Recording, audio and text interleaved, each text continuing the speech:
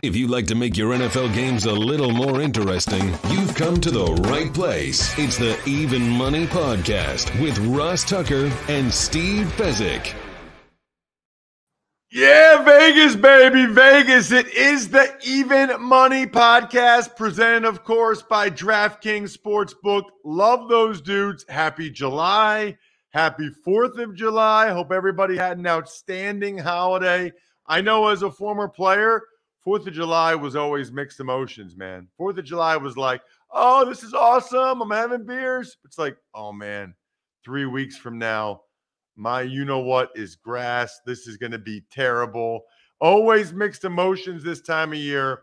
Never mixed emotions, however, when we bring on my buddy Drew Dinsick onto the show to talk a little NFL season win totals. You all know him on social media at whale_capper.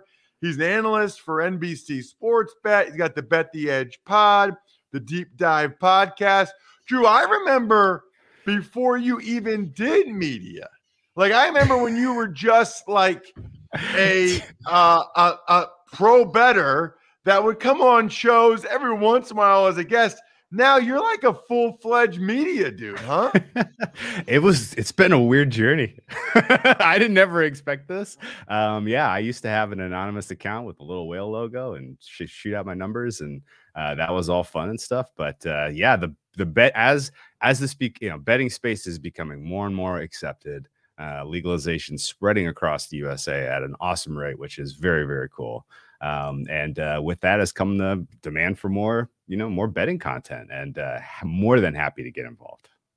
We're going to dive in with Drew into some of the NFL season win total bets he likes right now. The rosters are pretty much set. We've had the offseason program has come and gone. Training camp's a few weeks away. So, it's a good time to reset and to go over some of these, see what you're feeling, where you're at. I should mention, by the way, I don't think I even said this. My name's Ross Tucker, former NFL offensive lineman. I think most of you know that, but Drew, whale capper, probably brings thousands of new listeners. So I'm Ross Tucker. I'm a former NFL offensive lineman. If you're checking us out on YouTube, youtube.com/Ross Tucker NFL, you can see the helmets behind me, the game balls. Those are, in fact, real. I did wear those helmets and get those game balls.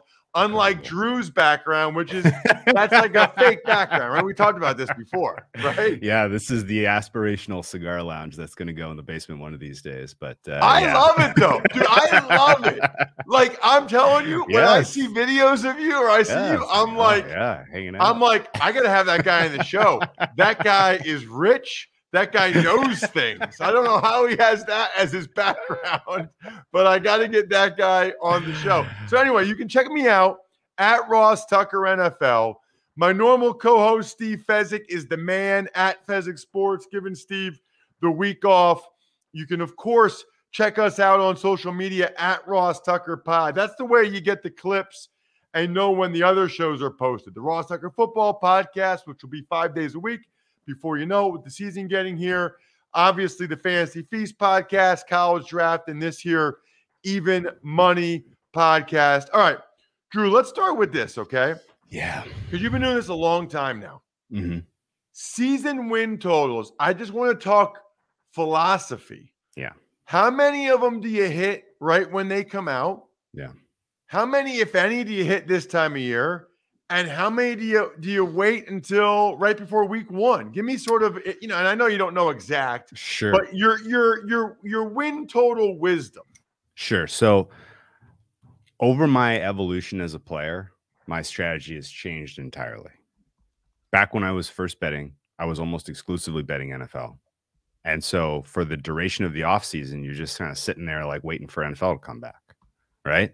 And when the win totals pop, it was like, oh yes, let's get a little action. Let's get a little money down. Let's go find some win totals that are off, and we'll put them in pocket. I would bet like maybe 5, 10 over the balance of the month of July, just trying to get ahead of, because there is a big maturation of price during training camp when people are seeing reports and getting to like kind of digest. Oh yeah, that guy's gone. whoa, we at him? Like just in general, like the kind of digestion of all of everything that happens in the offseason, the changing of the coaches, the, how good are the rookies looking? Like what role and responsibilities are we even giving the rookie? Like as you learn all that stuff, the market starts to get pretty sharp. And by the time you get to kickoff, I would say it's generally pretty fair. Like if you're like, I wouldn't walk up to the window on Labor Day and expect that you're going to bet many edges in the NFL win total market. It's just not really how it works. But when I was mostly focused on the NFL, I would play 5-10 win totals in the summer, knowing that I wasn't going to use that bankroll for anything else. Especially in a year where we don't have like World Cup to watch, in a year where, I'm not betting baseball. There really was no opportunity cost by locking up that bankroll. Now, I got to the point where I play a lot more NBA. I play some golf majors, and I'm betting a lot of tennis throughout the summer. And so for those reasons, it's forced me to pivot a little bit to where I'm not really willing to lock up a lot of bankroll over the course of the month of July and August, because if I can put that same, those same dollars to work for me in other markets, then that gives me an opportunity to kind of, build up my bankroll for the NFL. I will say though, that there are for sure some prices in the win total markets that are worth still putting some in your pocket this time of year.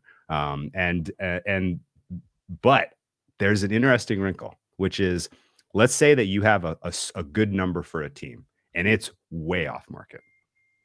Let's use the Saints as an example. Saints win total is like 8. Let's say you put together your projections, you grade the roster, you have a favorable grade on Jameis Winston coming into the season and the coaching staff coming into the season. They have a soft schedule. You come up with like a 10, right? And you're thinking, okay, well, that is a big enough gap.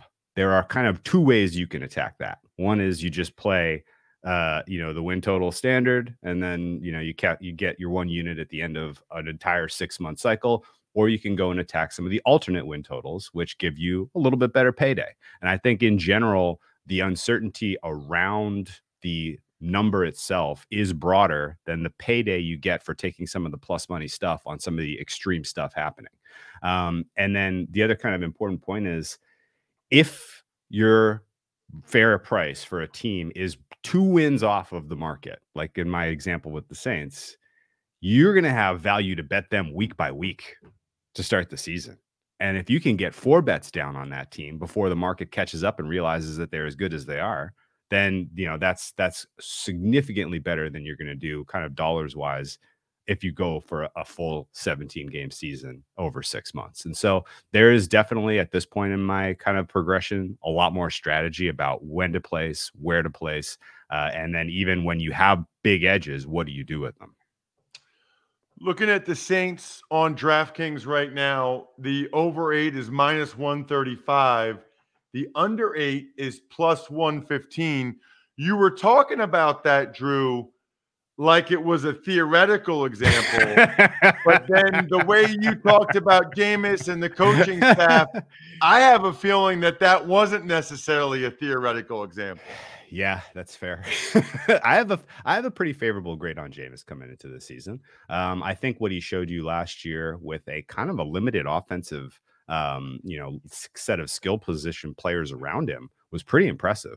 Now he's coming off a major injury, and there's definitely uncertainty there. Don't get me wrong. And Peyton has moved on, but you still have the rest of that infrastructure is exactly the same team, from the coaching standpoint. So it's not like he has to learn a new system on the fly. And they've really done a decent job at upgrading that roster. You look across this Saints roster right now, and people were kind of staring at them like, oh, they're in deep trouble. They're going to lose all, they have all these cap casualties. They're going to have to let all this talent walk out the door. And don't get me wrong, like Teron Armstead, that guy is awesome. Like, he is going to be missed. They are going to have to come up with a way to replace his ability to block. But at the same time, like, the rest of that roster and the rest of that line is really freaking good. And I think, you add a couple of weapons in the passing game, Michael Thomas presumably back and available to contribute something this season. I think in general, that offense is going to look pretty darn good. And they are in by far the weakest division in football, in my opinion. I think both the Falcons and the Panthers are, in the bottom 5 of NFL organizations right now, not just from a talent standpoint, but just overall, like the way that they are approaching their, this particular season. I think they're bottom 5. And for whatever it's worth, Saints always got Tom Brady's number.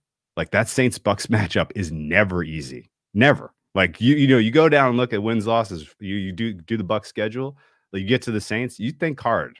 Is this a win-loss? They're probably going to split those games.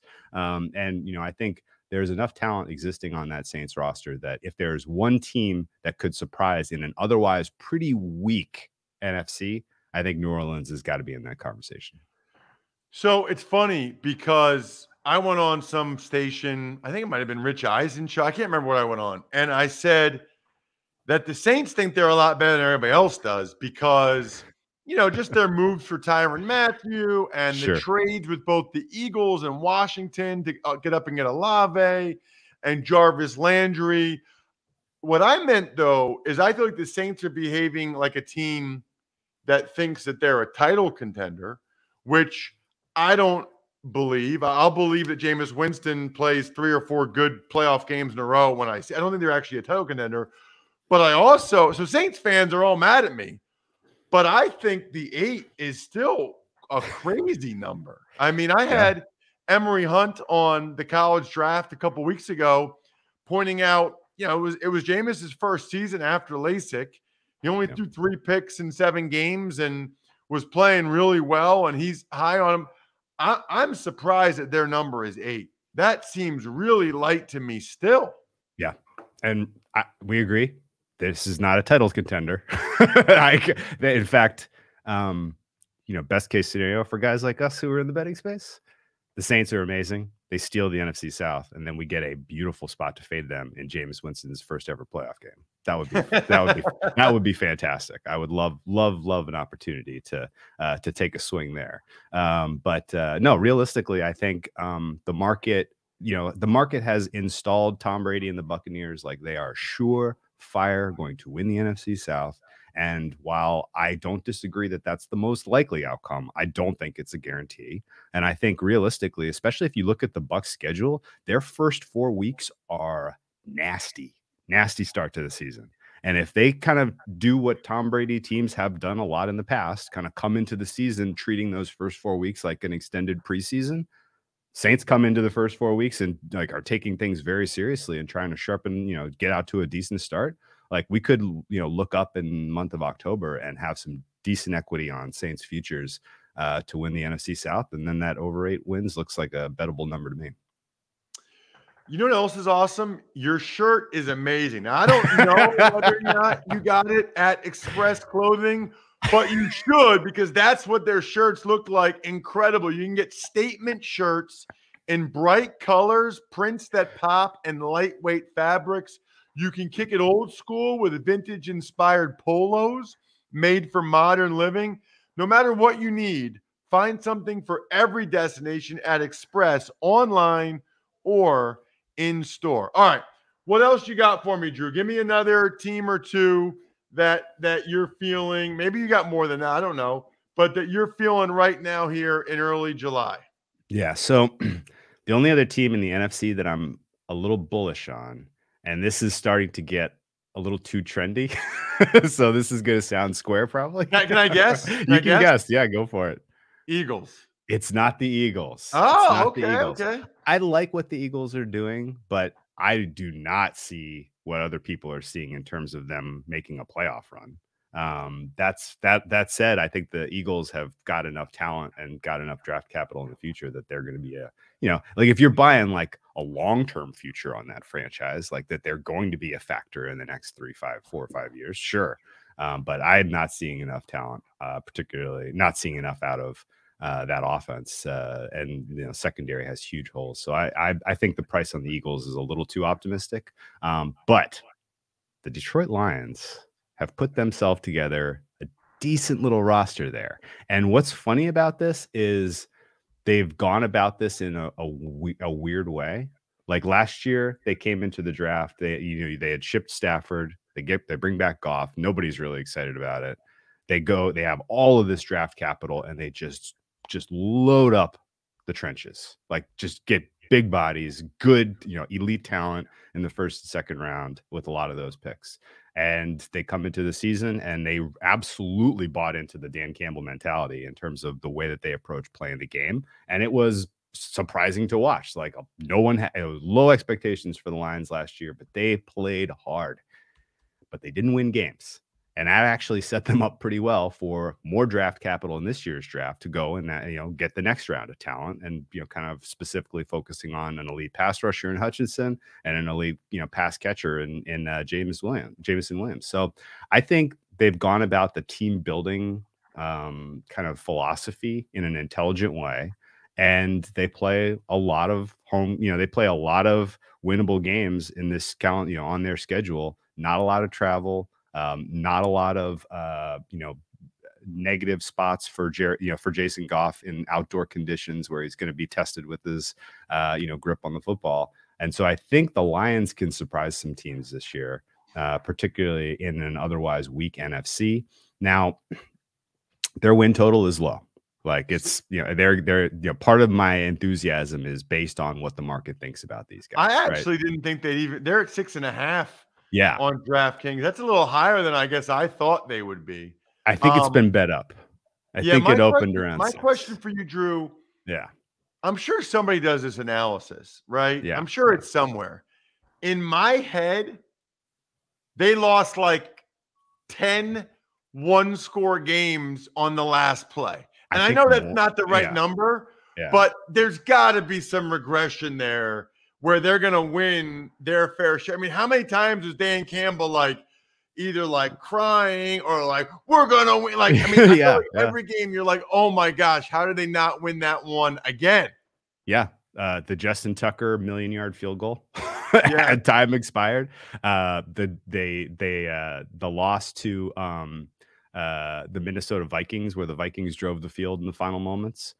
They lost to they tied the Steelers in a game that they absolutely should have won. The Browns loss was a heartbreaker. The second Bears loss was a heartbreaker. They finally get their win against the Vikings the second time around. But your read on that is pretty close. There wasn't 10 one score on the last possession, but there was a lot. And then overall, you just kind of look at a team that performed the way that the Lions performed in terms of kind of a Pythagorean wins expectation shouldn't have won 3 games. They should have won 6 or 7. That team. And now they've added more talent. They've had another year to kind of continue to progress through the system. And I think, I think there is a path, especially the way that the schedule makers kind of gave them a relatively soft landing here. These guys can be in the mix for an NFC North title around Thanksgiving, which would be exciting. How many years has it been since you watched a Lions Thanksgiving Day game that had some juice? It's been a while, and it would be cool if that game kind of means something, especially because it's against the Buffalo Bills, who I think are going to be absolutely awesome this year. And their run up to that Bills game, they get Dolphins, Packers, Bears, Giants. And the Packers happen to be in an absolute nasty spot. Packers are playing their 3rd game in a row on the road. They are going to be, truly tested in that spot. And then you get Bears, Giants, where you got 2 offensive lines you should be able to pick on, with your new pass rushing weapons. So, I think we can get to Thanksgiving and the Lions will be kind of in that 6-7 win range, and people will be buzzing this team, they're buying into the Dan Campbell mentality. They're surprising us. And ultimately, do they end up doing much? Probably not. They may make a wild card, but I do think they make their win total. And actually, I have made a couple of bets that kind of swinging for the fences a little bit with these guys, right? If you have a team like the Lions that's expected to stink, but they surprise to the good, then that team is automatically in the conversation for coach of the year. Give some of the guys who overperformed, will give them a little shine. Yeah. Right. And so you have, I think you have 2 bettable angles there that are maybe even better than, say, Lions to win the division, which is an okay price. That's a good price, but it's still tough. You're going to have to beat Aaron Rodgers. That's not going to be easy. Right. But coach of the year, if the Lions win a wild card spot, you're telling me Dan Campbell's not going to be in the conversation? He's absolutely going to be at the top of the discussion. I think, if the Lions finally make the playoffs. People want to vote for Dan Campbell. People want to. People want to root for Dan Campbell. They're caught up in it. I'm caught up in it. I love it. And so I think realistically, I think I bet that at 25-1 for him to be coach of the year. I think that's a bettable price. I haven't looked at the awards markets at DraftKings recently, but I'm sure it's still a favorable number. Like in my opinion, like he should probably be the favorite. Like, frankly, like his team has the most upside, but currently the favorite is Brandon Staley. Like, the Chargers are expected to be good. Why in the world is Staley the favorite for coach of the year? Let's see, Dan Campbell, 20-1. Boy, is that what a high upside way that if the Lions surprise and are actually good, you have a 20-1 in pocket and we get to cheer for Dan Campbell to win an award and everybody's, rowing the boat. Like, that's a fun one. The other one that really stands out is Aiden Hutchinson, who is the favorite for defensive rookie of the year. Again, like, look at the situation that he's in. They invested all of this money last year on big bodies for that defensive line for him to play next to. And then they bring in the specialist who's a pass rusher, guy who's, clear elite talent in the draft. And, oh, by the way, he gets to play the Bears twice. So there's 10 sacks right there. It also goes with the narrative of the Lions and Dan Campbell. And he's from Michigan and playing in his home state. And if he gets off to a good start, there will be a heck of a buzz for him as well. I love it. Make sure you're following this guy on social media at @whale_capper. As you can tell, Drew is all over his stuff. Absolutely love it. Anytime I can get him on the show here. Drew, terrific job. Thank you so much for coming on the show. Really appreciate it. Hey, of course. And best of luck as you go through the rest of your preparations, and looking forward to listening and see what all you and the other experts have to say. Sounds great, man. We'll even do more season win total stuff next week with another special guest here on the Even Money Podcast. Other than that, good luck, everybody. Hope you guys win some money.